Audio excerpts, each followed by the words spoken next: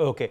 Well, Akshit, stay with us. In fact, for the swearing-in ceremony of PM designate Narendra Modi, heads of India's neighbouring states have been invited, from Bangladesh PM Sheikh Hasina to Maldives President Mohammad Muizzu, Mauritius PM Jugnauth. They've all arrived in the national capital. Heads of state of Nepal, Bhutan, Sri Lanka also arriving shortly.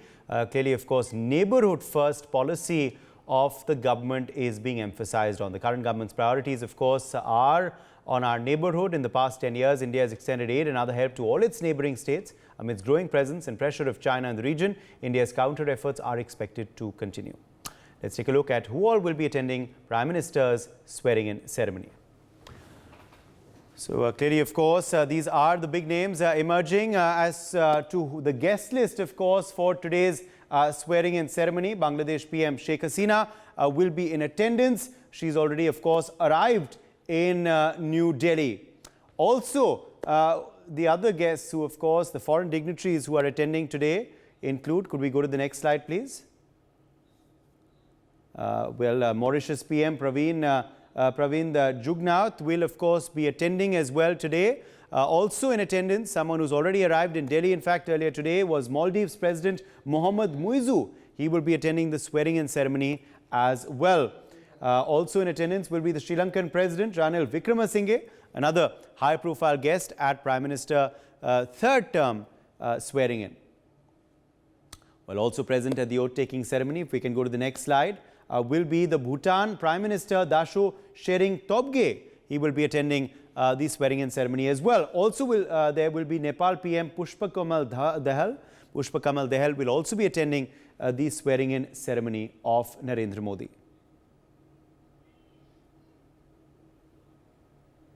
So these are, of course, the big developments we are tracking for you. These are, of course, the high-profile dignitaries who will be present at the oath-taking ceremony. So these are the various big dignitaries, of course, who will be attending. Clearly, of course, a display of neighbourhood first by the government, by Narendra Modi. Okay, well, we are, of course, also now quickly going to open this up to our guests. Joining us at this point, Gargi Nandi Roy, political analyst, is live with us. Also with us is Dr. Piyush Joshi, political analyst as well. Let me begin with you first, Dr. Piyush Joshi. Clearly, of course, it is going to be a high-profile oath-taking ceremony of Narendra Modi for his third term, which is why it's a neighbourhood-first approach that has been adopted for today. All the neighbours of India invited, and not just in our immediate neighbourhood, but extended neighbours like Mauritius and Maldives included as well. What do you make of the guest list? Well, it's certainly an intelligent guest list. So congratulations to Prime Minister Modi and all the cabinet ministers. With great power comes great responsibility.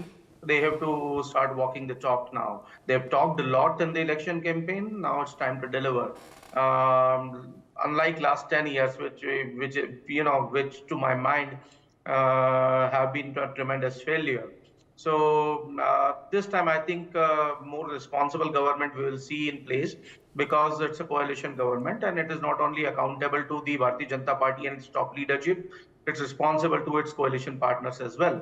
So when it comes to all our neighborhoods, except for Bangladesh and to a certain extent Sri Lanka, the friendships have been destroyed all around, particularly when we talk of Maldives. So it's a good gesture if the Maldives premier is invited to the oath-taking ceremony. I think it will help in paving the way for a better relationship in future.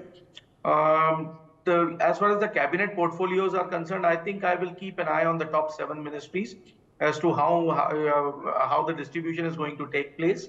When we see home, finance, defense, foreign ministry, railway, road transport and infrastructure and education, and how many of these portfolios are going to go to the alliance partners. So that's the interesting times ahead, and we are in for a topsy-turvy ride. Okay, let's also get in our other guest at this point, Gargi Nandi Roy. Gargi, clearly, of course, a host of foreign dignitaries, some of whom have already arrived in Delhi, others will also be arriving very, very shortly. Neighbourhood first, the theme this time around for the Narendra Modi 3.0 oath taking. What do you make of this? I remember we saw, of course, SAARC being the theme for the first oath taking, then BIMSTEC for the second, and now, of course, Neighborhood First for this third oath taking ceremony of Narendra Modi. Yeah, thank you for inviting. I know, yes, history has been created with Modi ji coming back for the third time. And I think even in the last 10 years, what we have seen, foreign relations has been excellent if we see. Not only with the immediate neighborhood, if you see the kind of vaccine maitri, giving vaccines to the other countries, and if you have seen, bringing back students from Ukraine, or there were 8 people on death row in Qatar. So not only immediate neighborhood, from other countries, we have seen people on death row have been brought back. So that is the extent of the good foreign relations that I think the Modi government had. And I think now also it will have a great relation, because yes, in today's time, in a globalized world, you need to have good relation with your neighbors. Even to China, the message has been sent. If you know, okay, their relationship should be of mutual interest, mutual respect, and mutual sensitivity, because Chinese representative has also congratulated Mr. Modi. So that message has also been sent to China. So China should now also understand, and I think people who are saying that it will be a topsy-turvy government, really, honestly, I don't feel so. See, in India's history, if you see, after Rajiv Gandhi's government in 85, we have all coalition governments. Atalji ran a coalition government. So I think Modi ji is good at accommodating people. So this government, this term will run well. I don't see any problem.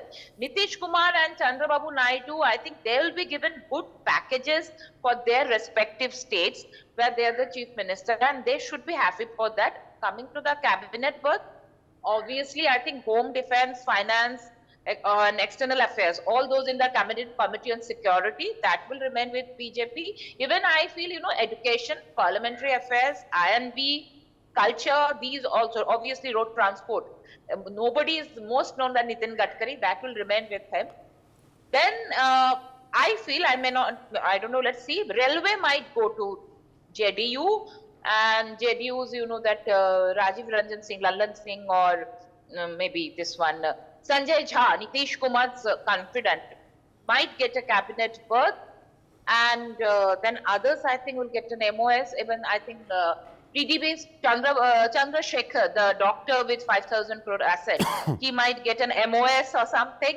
So there are speculations, there are a lot of stories running, the rumor mill is going very fast. So we should not listen to that. I think Modi government will be very strong. Already the independents have extended support, and opposition should not think that Nitish Babu will go back, because there is no, they have 234, even if Nitish Kumar goes back 246, it does not help them. And Nitish Kumar now knows that this is a stable government. Whatever he gets, he'll get good package for his state, which is very important, being the CM. And whatever portfolio in cabinet or as MOS, whatever they get, that will be a stable thing. Opposition side is not stable. He cannot rely on Mamata Banerjee. He knows that kahin bhi, kabhi bhi, they can pull the plug. So I think Nitish Kumar and Chandrababu both are intelligent people. So they know that Modi ji and his government, they have shown stability before. It will be a stable government. So they will stick to this. They will bargain. Surely they will, because they have given support. They will bargain. But, and I feel that is that failing, in days to come, you might see more people coming to NDA. I don't want to name, you might see that more people come into that alliance also. It is possible. This side people, Nitish Kumar and TDP is not going to opposition. So I think it will be a steady government. We'll see Viksit Bharat. Yes, we will. And Piyush ji, today's report said Gini's coefficient says that inequality in index has declined. So inequality in our country in 2022-23 has declined. The rural-urban expenditures have increased. So monthly jo per capita consumption expenditure hota, that has increased. Yes. So that shows that that is done by Gini's coefficient. Okay, let me get in Dr. Piyush Joshi as well now on, of course, the politics and the optics of it all as well. So we were talking, of course, about the foreign guest outreach. But another, aspect I want to bring you on here is, Dr. Piyush Joshi, also the fact that, the optics very clearly by the Narendra Modi government quite clear, because apart from the dignitaries, there are also going to be the Aam Aadmi and Aurat of the country present as well. From laborers who worked in development projects to loco pilots who drive the Vande Bharat trains, to those workers who worked on Central Vista, to other, Shramjeevis as well, who've donated their effort, time to projects which are, of course, flagship now of the Modi government. What do you make of this decision? We see it in the Padma Awards as well, where ordinary Indians' achievements are also celebrated along with famous peoples. And now, apart from famous dignitaries, international and domestic ones, we also have, hardworking, ordinary Indians being invited to this very grand ceremony as well. Well, we have seen quite often that Narendra Modi, if at all, one thing he is good at, it's at managing an event. So that's why he has got this name of Prime Event Manager.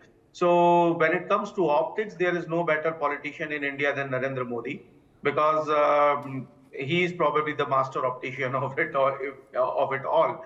But what usually is needed, is execution, is execution at grassroots level, which is where the government is failing, and which is where I disagree with the previous government policies. And now this NDA 1.0, as I will call it, because this is not Modi 3.0, this is NDA 1.0 in this particular reign, with Modi at the helm of affairs. So that it's going to be different, but common people being invited at either Padma Award ceremony or at the oath-taking ceremony is a good gesture, no doubt about it. So congratulations for that. But when these events are over, then also you will have to care about the common people. Then you have to care about their education. Then you have to care about their healthcare. Ayushman Bharat won't do, because Ayushman Bharat has been proven to be a faulty scheme in itself, with lots and lots of scams going around, and worth hundreds and thousands of crores of ghotalas in Ayushman Bharat. So you'll have to plug in those gaps.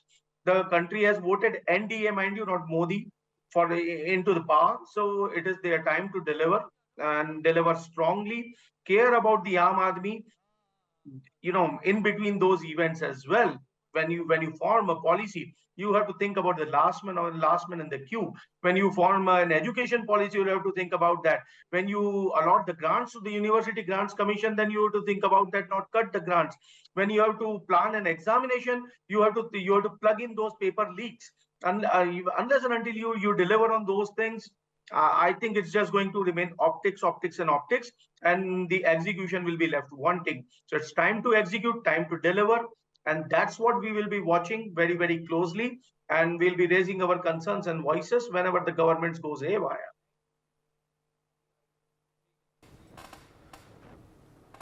For more such videos, subscribe to the NewsX YouTube channel, hit the bell icon.